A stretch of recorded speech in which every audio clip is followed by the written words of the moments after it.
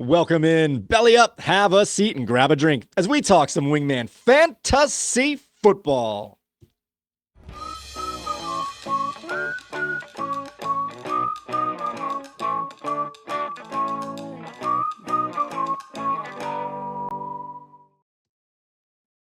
Welcome into another edition of Wingman Fantasy Football, the League Podcast. I'm your host, Michael Furley, and as always, I'd like to thank all of you, or any of you, who may be watching or listening to today's show. And it is my great pleasure to welcome into the show, as always, Mr. B, aka Team B. Cuban B. Yes, Cuban B. How are you doing today, Bernie? I'm doing well, Michael. How are you? I'm doing pretty good. Thank you for asking. You're welcome. All right, guys. This is episode 94, a week 2 preview, and we've got a full slate today.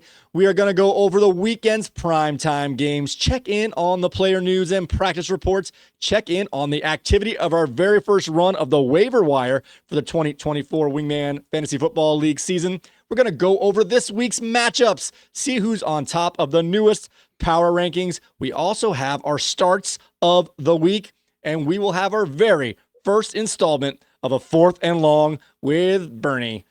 Sorry. And we'll also see who's heating up. Oh, do I have that one ready to go? He's heating up. Yes, got it. First try.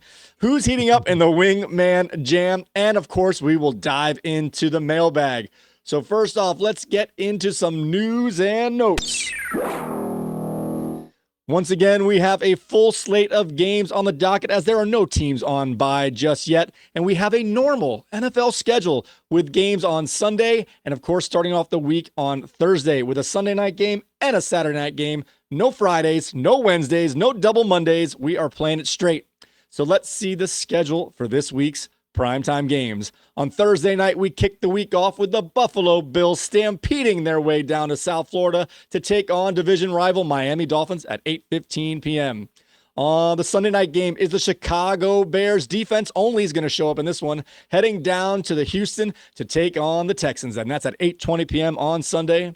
And on Monday night, we have a battle of the birds as the Atlanta Falcons will take on the Eagles in Philadelphia, and we had a whopping 9 players in our managers' lineups on the Thursday night game. Wow. Starting with they took our jobs, had Josh Allen and the Bills and the Miami defense going, while Cubert's Rage had Jalen Waddle and James Cook. Whew, spoiler alert, James Cook. Also, we had the Fantastics, had his triumvirate of Dolphins in his lineup with Tyreek Hill, Devon the Man Achane, and kicker Jason Sanders. We also had Waddle away. Then he waddled away, waddle, waddle. Then he waddled away, waddle, waddle. Then he waddled. Sorry, Alex.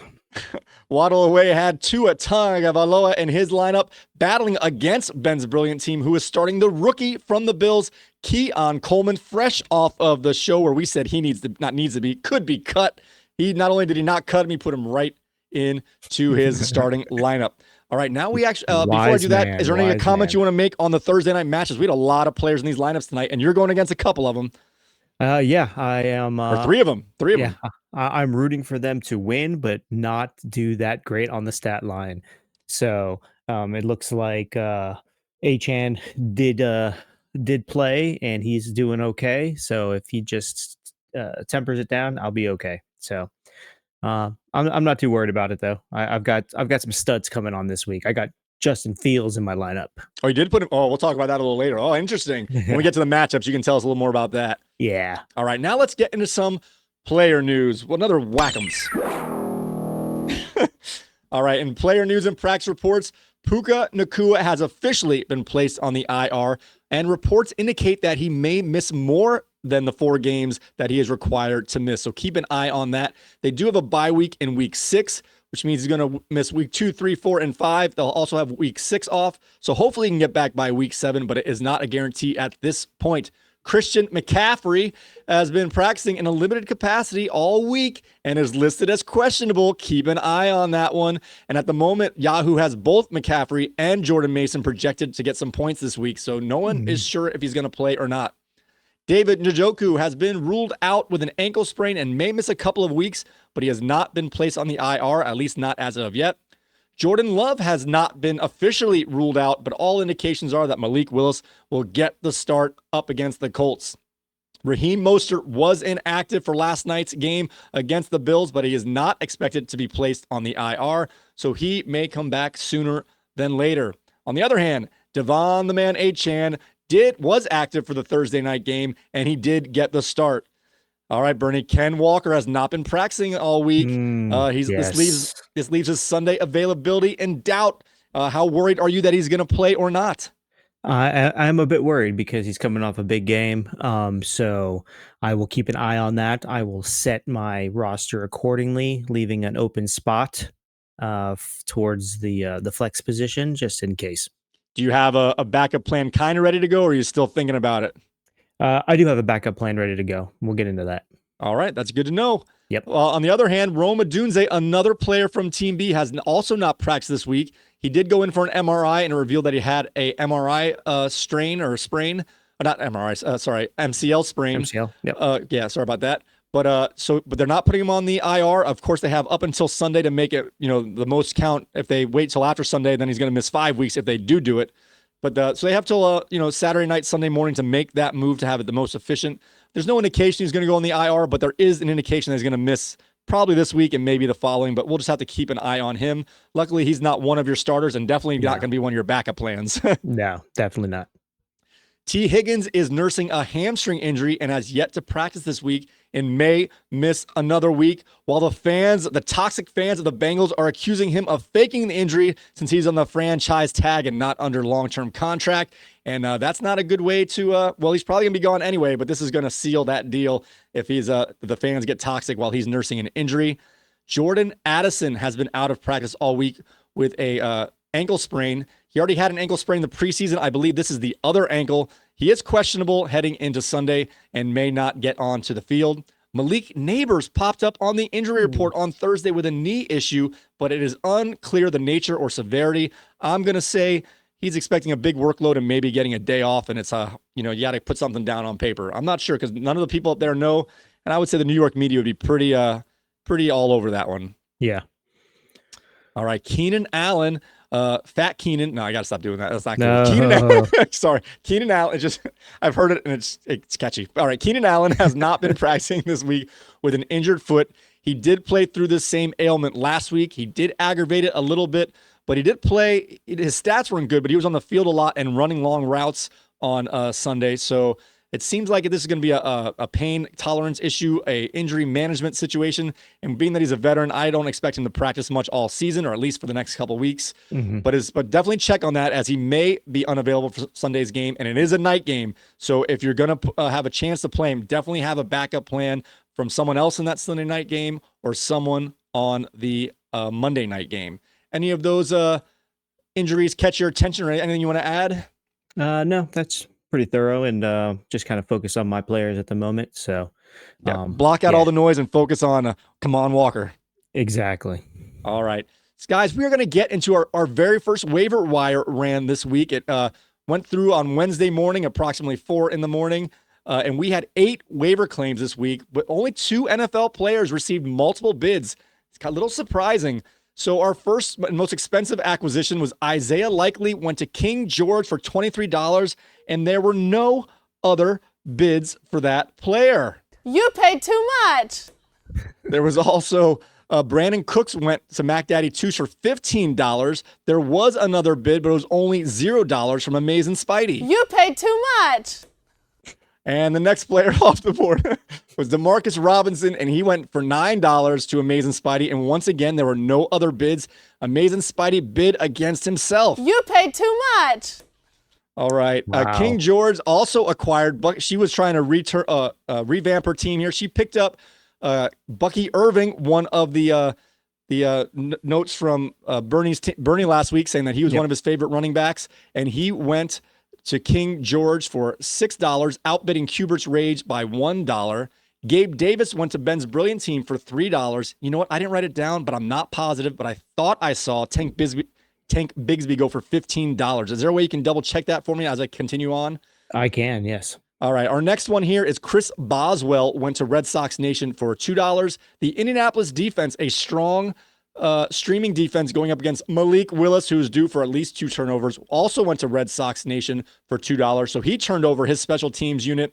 And Blake Groupie of the Saints went to Lionize for $0. All right. So we're checking on Mr. Tank Bigsby. Yes. No, I don't see him on here for any money. So maybe he got picked up later in the day and didn't have I saw his name. I thought I saw, but maybe I was confused. Yeah. Are- Let's see. Did he get picked up by He did.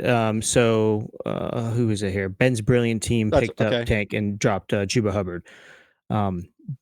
So did you say Gabe Davis? Gabe Davis. I did say Gabe Davis for $3. Yes. Okay, gotcha. Yep, that was Okay. it. All right, guys. So that's the end of our waiver wire. I was surprised that the people that we were talking about did go for prices that you would expect, but there was no competition. These guys could have been gotten for a lot less. Actually, Yeah. almost all of them. All of them could have been gotten for free. The only one who had two actual dollar bids was Bucky Irving, as the second bid was $1. All right, on to this. Oh, wait. Yes. Just got a little something to add there. Okay. So you remember I said I wasn't going to put any bids in, and I had. All right, I wanted to bring that up. Right. Yeah, I had all the quarterbacks available the next morning, so I was able to snag thinking that two of earlier, and them I forgot for to bring it free. up. Yep. So your plan worked. You had the pick of the litter, and you didn't have to pay any money. Exactly. So Well Know your played, sir. Well league. played. yeah. All right, now it is time to see who's playing who in this week's matchups. I want you! I want nostalgia! Ready, down! Put! This week's matchup.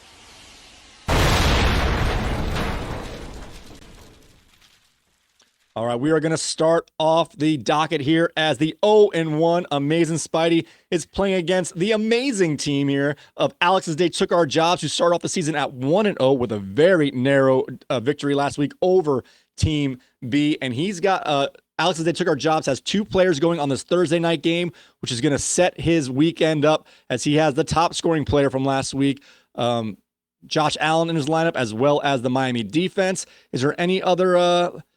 We have Patrick Mahomes is on Amazing Spidey, who got picked before Josh Allen. So we're going to see for the second week if this was the wrong pick for Amazing Spidey. What else do you have on this matchup, Bernie? So I've got DK still in there against New England, and I don't think DK is going to have a big game. I think he needs to run with Reed. Reed's coming off a big game, and I think. Oh wait, no, Jordan Malik Love Willis is out. Yeah. So that's no, never mind. Keep DK in there. But playing Josh Allen, playing Miami, might not be the gold it was last week. Just because Buffalo's defense is doing all the scoring. Oh, wow. I'll have to look at that a little later. That sounds good to me. Sounds good to me. All right. Our next game on the docket here is Jimerson's Red Sox Nation, our four-time champion, but 3 times in a row. It's starting off the season 0-1. I'm so sorry for you. And up against Andrew's Crazy Fish, who also started 0-1, and he needs to rebound from the lowest score of the league last week, and he had so many duds from his early picks. He's bound to rebound. What else do you have in this matchup? I think this might be a big bounce back for Crazy Fish because St. Brown was on the dud list last week, I believe, and he is due up for a big game. So I think this is going to be a bounce back. I think Red Sox might have some competition in line here. I kind of agree with you there. I think I almost had Amon-Ra St. Brown as my start of the week, but we're going to see who that actually is. So he has a chance, but he has the thing that he's got a big projection already. Amon-Ra St. Brown does. He's projected for 15.5 points. So that kind of threw me off there. I was like, I thought he's going to have a big game, but he's already projected for it. So it's not like it's not extra points. It's points he has to get. Yeah, he had a couple of duds on his team last week, and I think that between St. Brown, Harrison Jr., and Brandon Ayuk, he can't get 3 more duds out of those guys. So he's going to definitely get a bump in his score. Let's see if Brandon Ayuk can do it as opposed to Brandon Ayuk. So we'll find out. All right, our next matchup on the docket here is Corey's Mac Daddy 2 to start out 1-0 is up against the ravaged Katie's King George, who started off the season at 0-1. Let's see what take do you have on this game here, Bernie? So I think Matt Stafford on King George is going to be a good play. My only concern is that she's currently has McCaffrey in her lineup, and we just don't know what's really going on there. But Mac Daddy 2 did not make a quarterback change. He's going to run with the rookie Caleb again. Okay. So it's kind of one of those things where I think McCaffrey and Caleb Williams might cancel each other out. And then, because if McCaffrey plays, he might have limited touches just because Jordan Mason was doing so well. I don't see them stopping that. Well, the good thing for King George, as at a glance, that if McCaffrey plays, I'm sure this will change, but his projection was like 11.5 or 12.5 points, give or take, low for him. Yeah. So even if he does split time, but if he's on the field, he should be able to get that relatively easy. Yeah, I think so. So I think she's going to be in much better shape than she was last week either way. Do you see an obvious pivot for her this time instead of I'm going to pick up a Braylon Allen, for example, if McCaffrey is out? Well, she does have likely she could bump up Brian Robertson Jr. into her running back spot and put Isaiah Likely in. I don't see him slowing down. So the good thing is, I believe, I need to double check. I'm pretty sure that the San Francisco Minnesota game is at 1:00. So even if she doesn't have her in her flex, which is kind of irrelevant because that's the first game of the day. yeah, So she'll know right away. She won't have to worry about that. That minutia of trying to be the most flexible. She'll know if he's in or out, and she can make that switch right at 1:00 exactly. or before 1:00. Right. All right. Our next game here is Paul's Cubert Rage, off a huge game of over 140 points, is up against Reggie's Lionize, the sad line, who starts off 0-1. And before you get into this game, Bernie, there's one stat I want to bring up here. Yep. I didn't double check the look up here, but last year Reggie started off 0-5. Right. I believe the year before he started off at least 0-4, might have been 0-6. And this year he's starting off 0-1. So he needs to get a win so he doesn't have a third straight year of starting on a slide. Last year he almost made the playoffs as he had a 6-game winning streak after the 5-game losing streak. But he does not like starts of seasons, and he needs to turn this around quickly. He needs to turn this around, or he is gonna go mad and pull out the hair from his mane. What else do you have on this game? So this one is interesting because Paul has got a big game going so far. Spoiler alert. Okay. He's got James Cook in, and James Cook's got a couple touchdowns, but he did have Buffalo's defense on the bench, and Buffalo's got to score.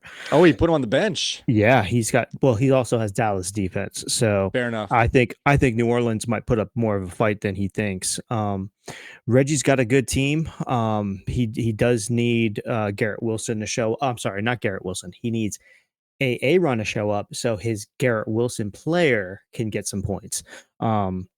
Outside of that, he's pretty stock. He's got Najee Harris and Lad McConkey. So, all right. Very good. All right. Next on the docket is Nick's Waddle Away, who had the second highest score, over 125 points, if I'm not mistaken, up against Ben's Brilliant team, who's also 1-0. These guys are both division leaders, I think. I'm pretty sure. Actually, I'm not sure. I think they're in the same division. They're in the same division, so they can't be division leaders. Never mind. They're both 1-0. They're in first place and second place in their division. Let's do that. Ben's Brilliant team, though, did have the second lowest score of the week last week and just had a great matchup in terms of who is going against. But the winner of this is going to come out 2-0 regardless. What do you have on Nick's Waddle Away versus Ben's Brilliant team? So just at a quick glance here, it might be a really close matchup, I think. And they do have two superstar tight ends going at it. So which tight ends are those? Ben's Brilliant team has George Kittle, the guy that has the most fun in the NFL, I think. Yes. And Waddle Away has Sam Laporta, who is due up, I believe, because he only had 6.5 points last week. Okay. Yes. So that's very good. This is going to be the tight ends might set the tone for this particular matchup. Yep. All right, on to our next matchup, and arguably our most important one. We have Bernie's Team B off a great week point-wise, bad week result-wise, is at 0-1. Excuse me. I'm Cuban B. Yes, Cuban B. It's a little late on that. I apologize. Up against Ken's The Fantastics, who has 3 Dolphins going tonight. Also had a strong game, just under 100 points last week, and he is at 1-0. Another division. All these are division games, obviously. Bernie is going to need a win here just to even out this division and help me out as well. What do you have in this game? I know it's close to your heart. It is close to my heart. So I have a tough matchup. Fantastics has got a good team. I do have a little preview going. So Tyreek Hill and Jason Sanders are in the red. They are hitting below projection as of now. I did switch out my quarterback, so I'm going to put Cousins on the bench to see what he can do in the game, and I am going to start Justin Fields. Woo! And if like you were saying earlier, if Ken Walker, Sorry about that. that's okay. If Ken Walker can't go, I'm going to put in Pickens, and so I can have a Fields Pickens stack for this game. So I'm putting a lot of eggs in that Pittsburgh basket if Ken Walker can't go. So I forgot to mention in the news, I didn't know how important it was. Mhm. It's not necessarily indicates whether or not Fields is going to play, as all speculation is that he will, but Mhm. Russell Wilson has been practicing in a limited fashion all week. He hasn't missed any days of practice. Yeah. But like you said, Tomlin is about winning over anything else. And if he thinks this guy can help him win, or he's not going to take him out if he's doing if he doesn't lose for them. Right. He's Yeah. going to ride it out until the choice is kind of made for him. I heard Tomlin speak, and he said he's going to get the reps with the first team. The game plan is going to be for him. That's Fields you're speaking of? Yep, for Okay. Fields. He's expecting him. They're preparing this week as if Fields is the starter. He also made the comment that he doesn't like to give attention to the people that aren't on the field. So if not to say that he's not paying attention to Russ, Right. Like you said, Russ is practicing. That's what the assistant coaches are for. He can't deal with that. He's got his own thing to worry about. Exactly. He's game planning with Fields, and I think just because of that comment, that Fields will have a bump up compared to last week as far as production goes. It just sounds like that game plan was for Russ, and Fields slightly different skill set, very similar but slightly different skill set, and then we can go from there. So Fields has always been an inconsistent player, but he also has the potential, and he's done it multiple times a year. Huge days. Yeah. Who's the Steelers playing? They're playing Denver. Oh yeah. Yeah. Is this gonna be one of those? Oh my gosh, that is gonna set you up one way or the other, because he's not like a 18-point guy. He's an 11-point guy or a 36-point guy. Yep. And then just on the flip side of that, Fantastics has CJ Stroud, but he is going up against that Chicago defense that really showed up last week. So Right. it might not stop CJ, but it will temper it down just a bit. All right, very good. Good stuff on that one. You had a lot on that one. Of course you would. It's your game. I love That's it. my game, yes. All right, now it's time to get into the power rankings.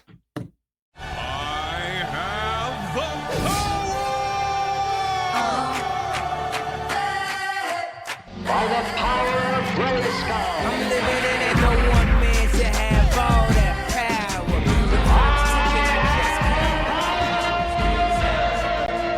Wingman Power Rankings. All right, so I didn't write down last ones so we can tell the change here, but there was a movement here.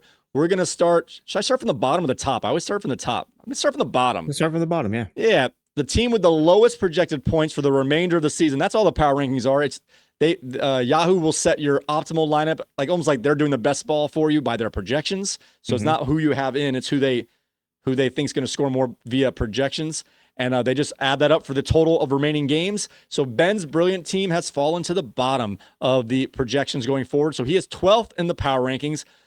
Crazy Fish has moved up to 11th, but these guys have been on the bottom all year long. It looks like they're gonna stay there a little while longer. Team B fell from 9th to 10th. Like I said, that 9th position has a good score. You did have a good score. Unfortunately, you didn't get that result you wanted. I don't know if the 10th place team is just as good or not, but you are the 10th highest projected points going forward.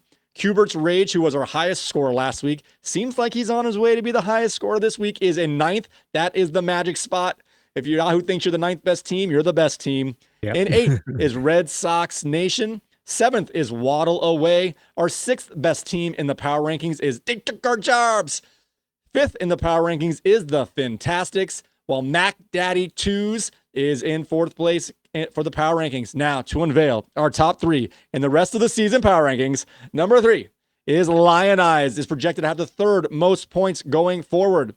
Amazing Spidey moves up from 4th to 2nd in his projections going forward, and in a surprise, really a surprise, especially with the McCaffrey going down this week in projections. King George is at the top of the power rankings, And that's a scary place to be, but it's still a good place to be as they think you have the most points coming in your future, and all we have is hope. So that's good for Katie's King George. She is the top of the power rankings.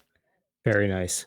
All right, guys, we have another segment. These are, like I said, we're going to amend these and fix them as we go, and we're going to add things, correct things. I already have a correction for last time. That start bench cut was a little confusing, so we're going to fix that next time. But for this time, we have our starts of the week where we're going to pick the one from each position that we think you've got to play. We think these players are going to overperform their projections or along those or anything like that. So I'm going to start off, or why don't you start off with your QB start of the week? All right. Who do I have as my QB start of the week? I have it written down on the other piece of paper. You want me to go? No, I got it. Okay. Baker Mayfield. Ooh, okay. Yeah. Coming off a very strong game. Can you repeat it is the question. You say yes. Yes. His week 1 performance against the Commanders was great to see. I'm a Baker fan. I didn't start as a Baker fan, but I ended up as a Baker fan. He completed 24 of 30 passes for 289 yards and 4 touchdowns. That is a great stat line. That's Brock Purdy numbers. Yeah, shows his ability to lead the offense and distribute that ball efficiently. That showing suggests that the start of the season is good for Baker to just ride this wave.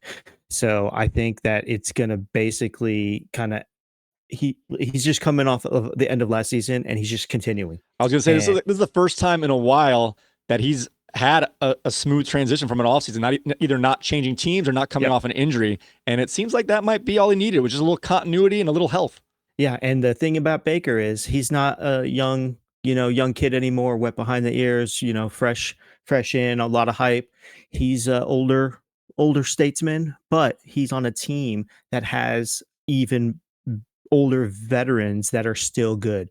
Mike Evans is still a great player, future Hall of Famer that Baker it kind of looks up to, but it's just magic, I think. So I'm all in on Baker.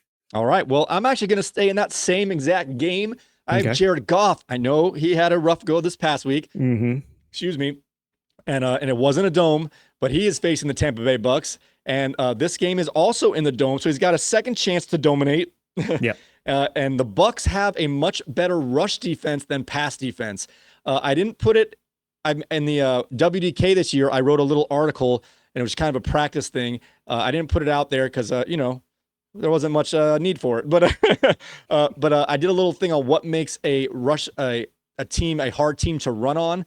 And one of the factors was if the team's defense has a great disparity between their pass defense ability versus their rush defense ability. And the Bucks were in the top 4 in being the most difficult matchup for running backs. And this is because of that disparity. Their defensive line, including Villa as their nose tackle, are run stuffers. And their secondary is not as good, especially with Carlton Davis being injured once again.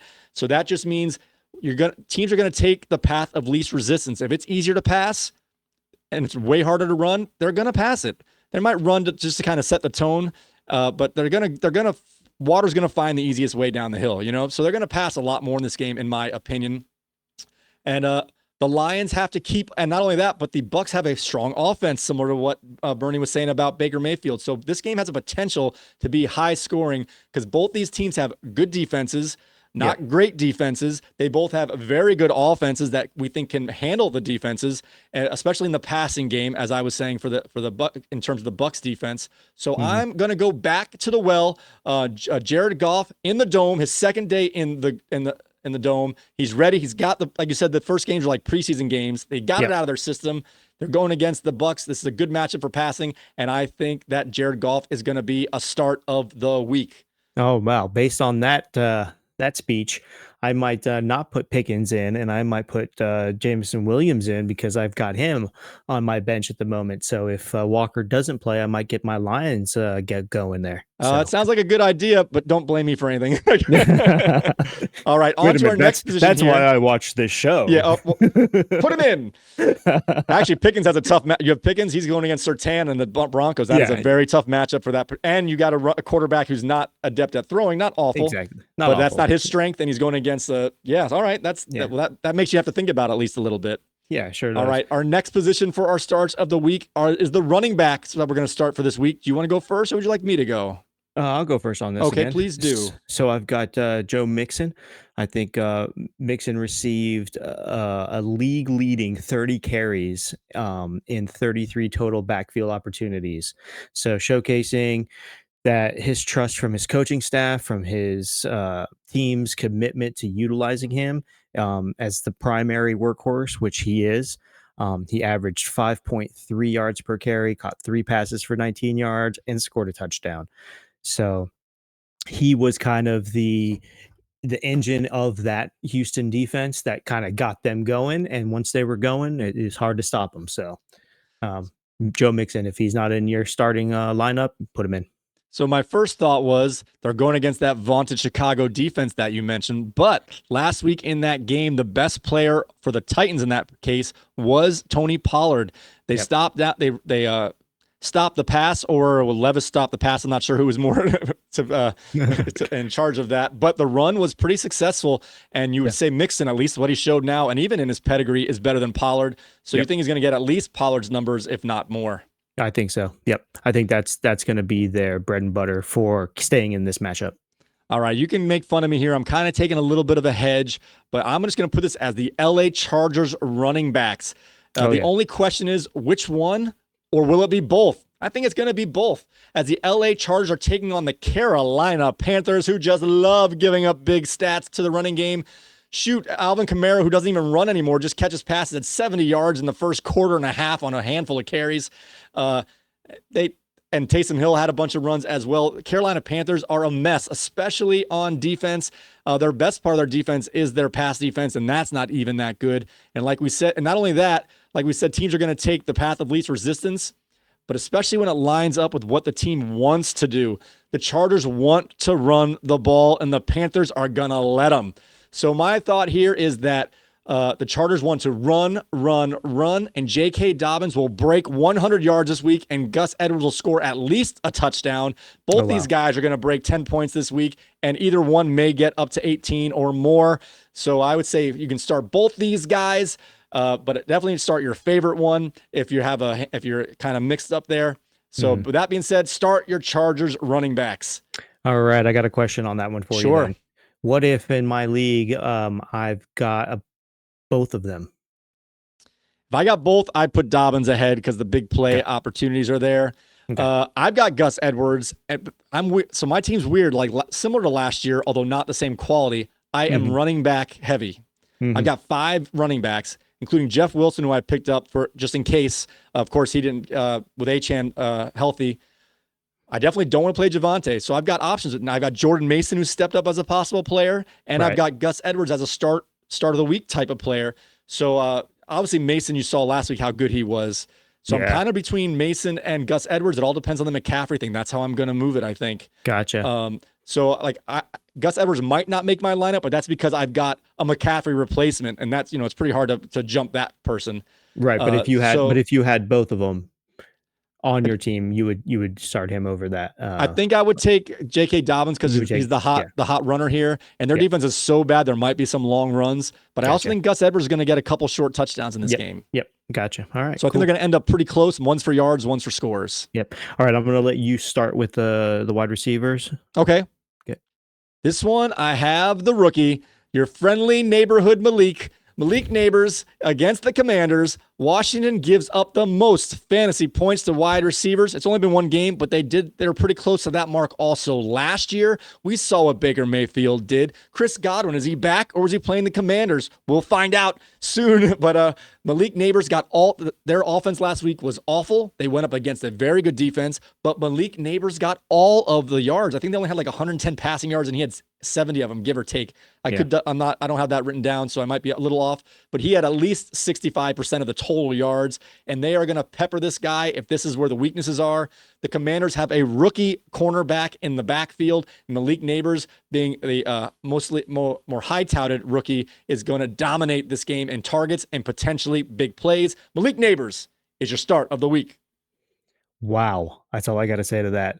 From all of your talk about Daniel Jones and giving me a hard time about Daniel Jones, you just lit up Neighbors, and wow. Okay. Well, I was debating on putting Daniel Jones in as the quarterback, but I thought that would just be too hypocritical, so I couldn't do it. I like that. Okay. So I was on the fence with my wide receiver, and I was kind of in the same position as the McCaffrey thing, and I wanted to say Isaiah Likely. Okay. And it was kind of like, well, Mark Andrews wasn't on the injury report, so I was like, you know what, let me just leave that alone. So Cooper Cup's my wide receiver, coming off 21 targets. Yes. So Cooper Kupp, it really comes down to Puka going down, and Matthew Stafford in needing to have a big game, just to feel good about himself and get this team on the right track. He was a top target and had a game that was reminiscent of why we drafted Cooper Kupp so high from years ago. So I think that's going to be the season now. I think he realizes he's got to step it up while Puka is down, so they don't, start off 0-4. So Cooper Kupp, put him in your lineup. I feel like Stafford is like a dog just coming back from surgery with a cone on his head. He just targets.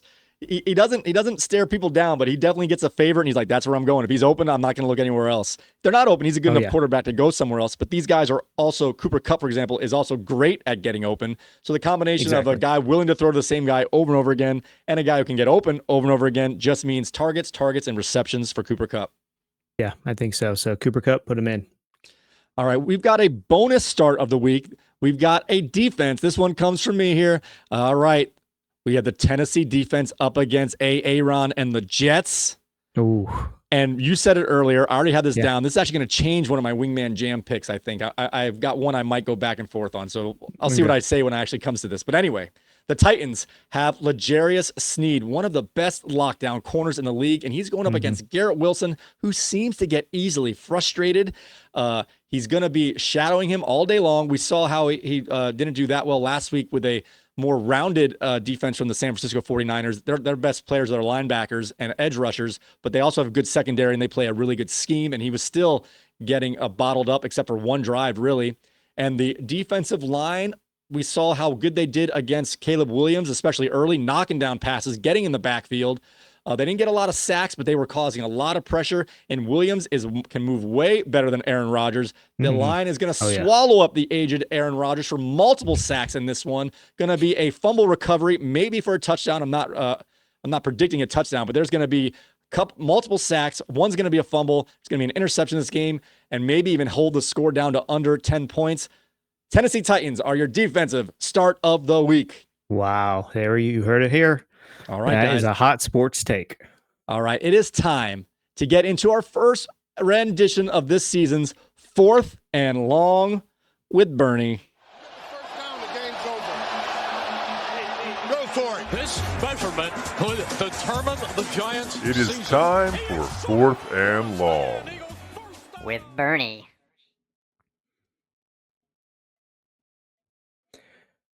All right.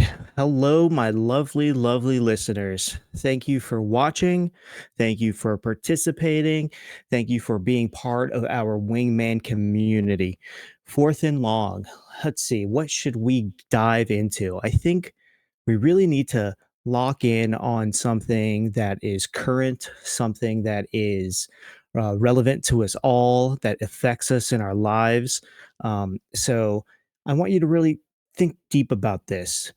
We really need to analyze this presidential debate that just happened and really kind of feel out the goods in the bad. No, never mind. They're eating the dogs. Sorry. On the first installment of Fourth and Long, we're gonna lighten it up a little bit. We're gonna get into a little fun. We're gonna talk about my top 6 favorite football movies. All Oh, right, everybody loves football movies, whether it's Remember the Titans, whether it's Rudy, whether it's something on my list. So it's going to be a little bit of a controversial list. So I want you to get into the comments. I want you to tell me which ones I missed, which ones I'm completely wrong on, which ones you agree with, and leave your top 6 or your favorite.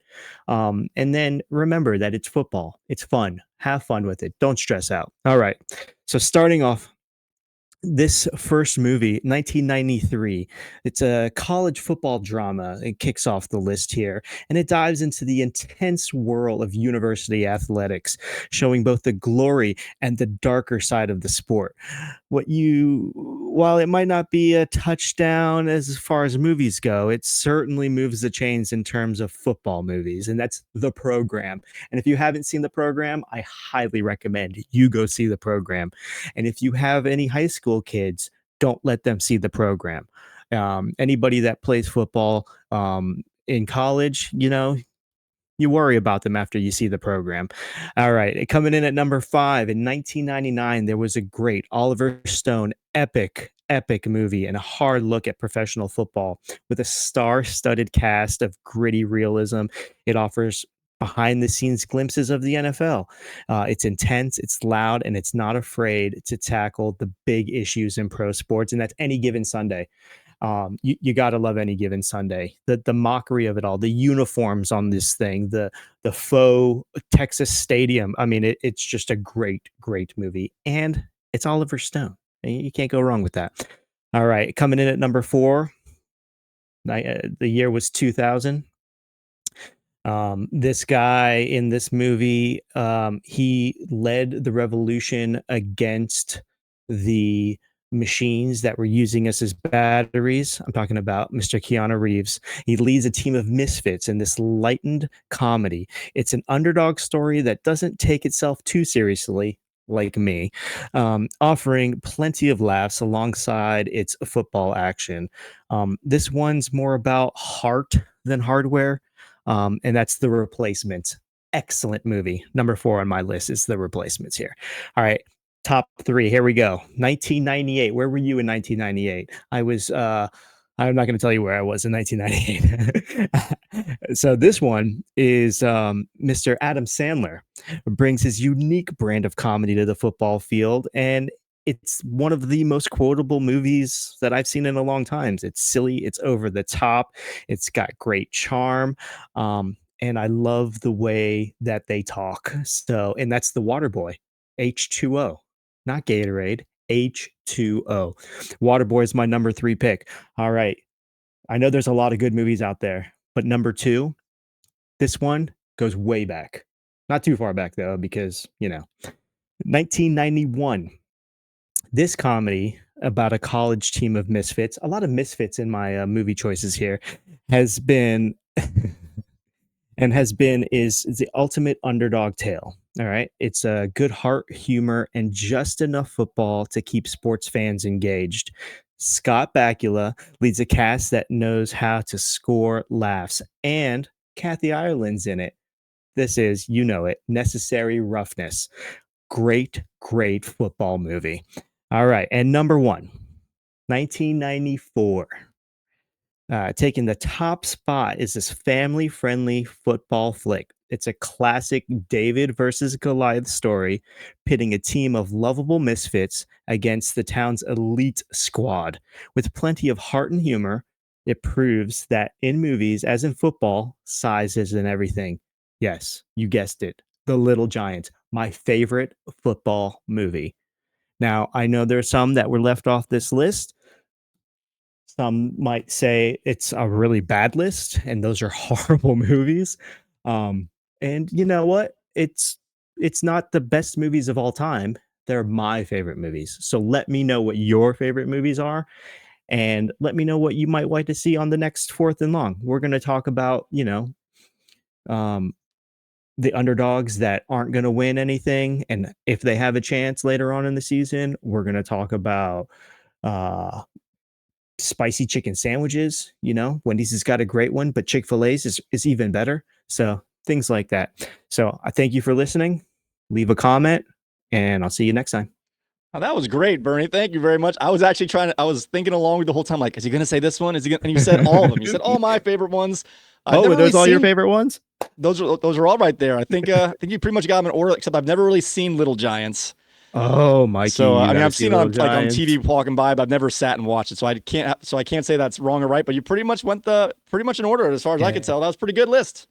So what you're saying is when we go out and play football on the street, you're not going to know the annexation of Puerto Rico. Not in terms of food. No, no.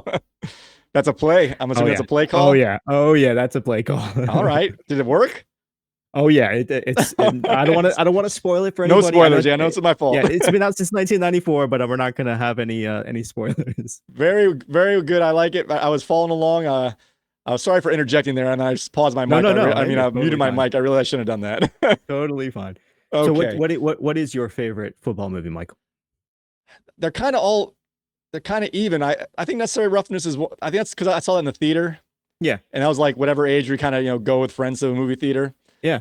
So I think that one's got a spot in my heart there, just because of the kind of going out on your own, like your parents drop you off or you borrow the car. I forget how that one went down, but going to the theater by yourself, or at least with kids only, or your people your own age. Yeah, and Kathy Ireland doesn't hurt that fact either. And Sinbad was in. He was in there, so that's good too. Sinbad. Yes. Don't forget Very about Sinbad. good, man. I like it. Very good. Awesome. All right, so now hopefully we're gonna have a lot more of those, but that one is over for this time. Good job there, Bernie. I appreciate it. Thank Leave you. a comment. Definitely roast Bernie if you think he's wrong, or praise him if you think he's right. And I think he's right. All right, guys. Now it is time to get into the Wingman Jam. Wingman Fantasy Football. Wingman Jam with Bernie the Bounty Hunter and Amazing Spidey. Boom shakalaka. All right, guys, it is time for the Wingman Jam, and this is where we take 4 prop bet pick'ems. We each pick one fantasy value pick'em and one NFL prop bet style pick'em. And last week in the Wingman Jam, these were our picks. Pardon me, I got a cough here. Excuse me, pardon me. Our first one was Caleb Williams. This was a fantasy one. His projected points was 18.61, and we went over or under that projection. Bernie's pick wasn't over, and I picked the under, and Caleb Williams scored 7.22 points, so he was way under. So right off the bat, Amazing Spidey, Mike here is 1-0 on the Wingman Fantasy Jam, or whatever it is. Wingman Jam. There it is. I'm sorry. You got it. Yeah, you're good. Our next one here, I didn't put these to Bernie, so I'm going to read them off.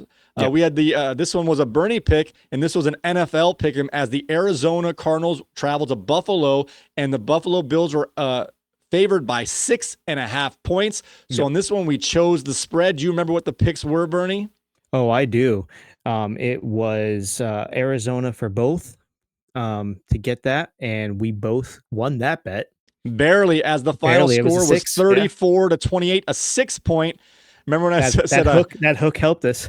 That half point they added right before we went on definitely helped us. So right now we both got that one right. Yep. Mike right now is 2-0, and Bernie is 1-1. Going on to our next one. This was a Bernie pick of the fantasy variety. Do you remember what your fantasy pick'em was? Oh yeah. So we have one of our team managers had CJ Stroud and Jared Goff on his team. He had CJ starting with a projected 21.46 points and Goff on the bench with a 19.67. And I said, that's close enough to be even. Who's going to get the higher point total? And I picked Goff. Mike picked Goff, and Goff came in at a 13.38, but CJ Stroud came in at a 18.66. So both under their projection, but CJ did outpoint Goff. All right, that is correct. Nice job there. You had everything I've written down here, not even tell you. Good job, my man. All right, this next one was a NFL pick that I proposed, and this was the Jacksonville versus Miami. The over-under was a whopping 48.5 points. I thought the rain was coming in, but it did not, and the total came in at 37 points as Miami hit a game-winning field goal at the buzzer to make it 20-17. Bernie picked the over in this one. I picked the under, and the under came in. So our first week of our Wingman Jam, we have the parlay results ended up with myself here at 3-1. Bernie finished at 1-3 for the week. It's all right. It's our first battle in the thing here. We're going to keep the scores going. Yeah. And like I said, I think I'm still playing with my head how often I'm going to do it. By either week 3 or week 4, we're going to do a straight up 2 versus 2. We're going to pick 2 players from the same round of our fantasy draft, so they have the same value. I want to kind of pick round 8 before Chubb comes back, because that's going to be a big time pick later. So I kind of, that was I kind of want to get that one out of the way. But anyway, by the week 3 or 4, we're going to pick a 2 versus 2 player team, and then we'll reset our standings, and maybe we'll have a little payment made, not money, but like maybe an embarrassing thing or a shot taken or something for the loser every 4 weeks, something like that. Yeah, something like we'll make T-shirts that say Bernie is better than me or Michael is better than me. Okay, all right, something silly. So now it is time for this week's Wingman Jam, and pick up. What's that? I said, oh yeah, here we go. All right, you want me to start this one off again? Yeah, go ahead. Yeah, right, winner has the floor. Sure.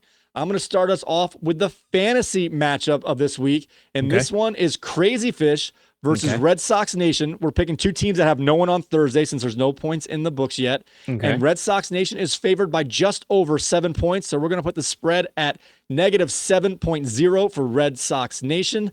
I'm really torn on this one. I've gone back and forth. I wanted to pick Crazy Fish. He's got a rebound, but I didn't like the projections that he actually had. Players that I thought were going to rebound, they already had high projections. So I'm going to go with Red Sox Nation covering the 7 points in this fantasy matchup. Oh, wow. And you definitely should, because he's got Neighbors, and you've got Neighbors as a must start. So as of now, he's starting Neighbors.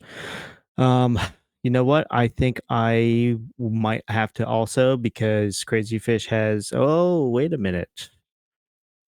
That's close. No. It's tough. Yeah, it's a tough one. I'm gonna go ahead and I'm gonna go against you. I'm gonna go Crazy Fish. Oh, okay. Yeah. All right. Mark that one down. Yeah. All right. You go ahead and pick one, either your fantasy or NFL pick 'em. What do we got? All right. Let's do. We'll stick with the fantasy on this one. Let's do fantasy pick on this one. We have King George versus Mac Daddy 2. They are head to head this week. They both have the Monday night kickers. So King George has Elliott kicking, and Mac Daddy 2 has Koo kicking. So last game of the week, it might come down to the kickers. So I would say let's just do straight which kicker is going to outpoint. I'm going to go ahead and I'm going to lean towards Koo. He's my Atlanta guy, and I'm going to be rooting him on. Can you tell me where that game is being played? That is in Philadelphia. No dome. Okay. Even though the dome might be open if they were in Atlanta. So I hear you. You want the projections as well? Sure. Just to stall, help me stall. Yeah, I get you. So it was a pretty close projection, so it didn't sway one way or the other. Probably both at 8.5 points, give or take.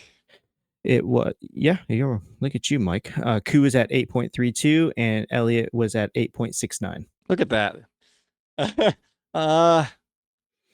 Just to be different here, I'm going to give you a chance to come back. I'm going with Elliott. There you go.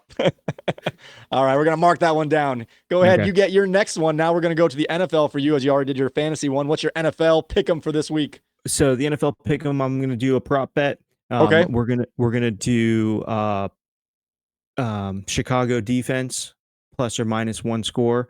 What do you got on that? They had a special or defense special teams. So you're including punts and kick returns, just to be fair here, or be clear.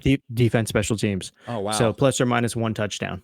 Their kick returner or punt returner last week, it was up and down. He fumbled an easy fumbled one badly, but every other one he caught, he scored a touchdown. He ran back a couple 18-yard punt returns. Man, that's tough. It's pretty hard it's pretty hard to bank on a defensive touchdown, but I'm going to go no. I'm going to go wait. Am I picking first? Go ahead. I'm sorry. That's okay. I was going to say 1. I was going to say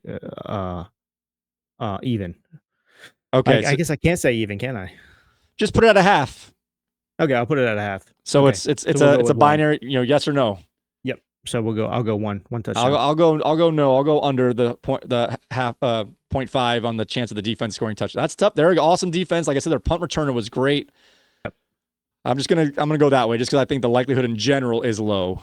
All right. Well, it looks like we went opposite so far. So you got one more? Yeah, this one I wrote down and then I was changing my mind. I'm pretty sure the exact same type of play. All right. Do I want to put all my eggs in the Tennessee Titan basket?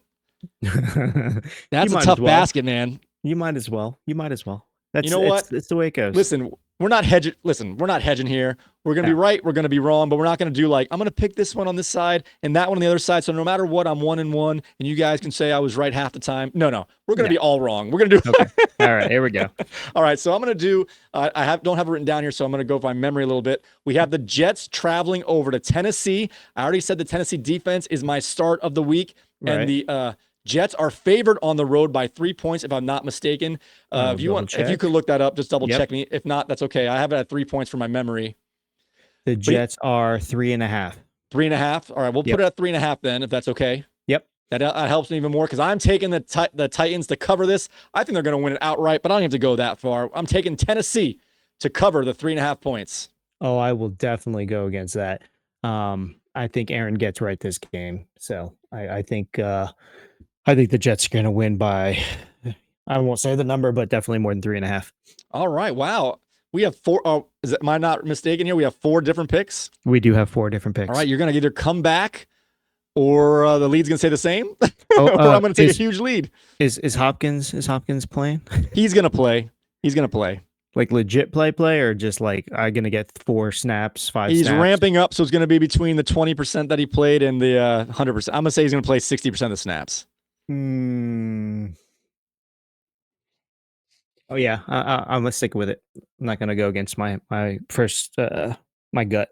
All right, very exciting. We're gonna have to double check on this one. We're gonna have a big swing potentially. It's more exciting when we pick different ones anyway, so that's good. Yeah.